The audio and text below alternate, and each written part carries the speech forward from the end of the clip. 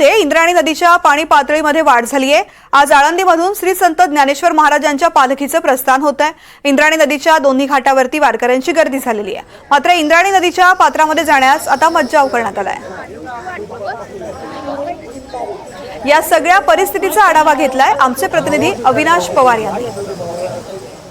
हाच तो इंद्रायणीचा घाट जिथे ज्या वेळेस आळंदीमधून संत ज्ञानेश्वर महाराजांच्या पालखीचं हे प्रस्थान होतं त्यावेळेस गेल्या 2 ते 3 दिवसांपासून खरं तर वारकरी या ठिकाणी येतात आणि याच घाटावर स्नान करतात अथवा हातपाय धुवून स्वच्छ होतात आणि त्यानंतर श्री संत ज्ञानेश्वर महाराजांची जी संजीवन समाधी आहे त्या ठिकाणी जाऊन दर्शन घेतात। संपूर्ण महाराष्ट्रभरातून वारकरी या ठिकाणी जमलेले आहेत। प्रचंड मोठ्या प्रमाणात गर्दी झालेली आहे। मात्र जवळजवळ अनेक वर्षांपासून म्हणजे वारंवार जे वारी करतात ते सांगतायत की ही जी इंद्रायणी नदी आहे ती पहिल्यांदाच या वारी प्रस्थानाच्या वेळेस इतकी दुथडी भरून ही वाहताना दिसते। नदीच्या दुतर्फा जर आपण चित्र पाहिलं तर सगळी जी परिस्थिती आपण पाहतोय, हा जो स्तंभ आहे या स्तंभाचे खालचे जे काय पिलर आहेत ते देखील त्याच्यामध्ये बुडालेले आहेत। आता पुलाला काहीच वेळ राहिलेला आहे की ते पाणी हे पुलाला तिथे टेकलं जाईल, कारण मावळ प्रांत जिकडून ही इंद्रायणी नदी उगम पावते लोणावळा परिसरातून त्या मावळ पट्ट्यामध्ये मुसळधार असा पाऊस पडताना दिसतोय।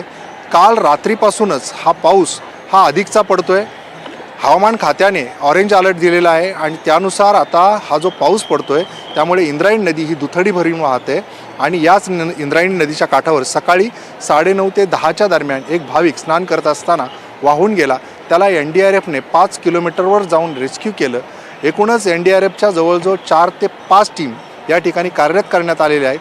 त्यासोबत पोलीस प्रशासन देखील इथे सतर्क झालेलं आहे। पोलिसांनी या दोन्ही घाटांवर म्हणजे नदीच्या दोन्ही बाजूचे जे घाट आहे त्या ठिकाणी वारकऱ्यांना जायला मनाई केलेली आहे। खरं तर वारकरी हे आग्रह धरतात या ठिकाणी येऊन इथे हातपाय धुणे अथवा स्नान करणे। नदीच्या दुसऱ्या टोकाला जे आपण दृश्य पाहत आहे हे जे मंडप आहे हा मंडप पाण्याखाली गेलेला आहे आणि दुसरा जो मंडप आहे ज्या ठिकाणी कीर्तन सुरू असतं, या मार्गस्थ होण्याच्या वेळी इथे वारकरी हे कीर्तन करतात। संध्याकाळी जेव्हा पालखी पुढे जाते त्याच्या अगोदर हा सगळा सोहळा जो आहे तो भरास आलेला असतो। अशा पद्धतीचं हे सगळं दृश्य आळंदीमध्ये असतं। मात्र आता आपण पाहतोय की इंद्रायणी नदी ही दुथडी भरून वाहते। मी ज्या ठिकाणी उभा आहे त्या ठिकाणी इथे गर्दी असते वारकऱ्यांची दरवर्षी, उभ्या राहायला सुद्धा इथे जागा नसते। मात्र अशा ठिकाणी आपण पाहतोय की इथे आता चिटपाखरू देखील दिसत नाही। पोलीस प्रशासनाने इथे येण्यास मज्जाव केलेला आहे आणि इंद्रायणी नदी जी आहे ती मुसळधार पावसामुळे दुथडी भरून वाहतच आहे। एकूणच आता इथे सतर्कता बाळगणं हे गरजेचं असणार आहे। कॅमेरामॅन निकेतन मानेसह अविनाश पवार, NDTV मराठी, पुणे।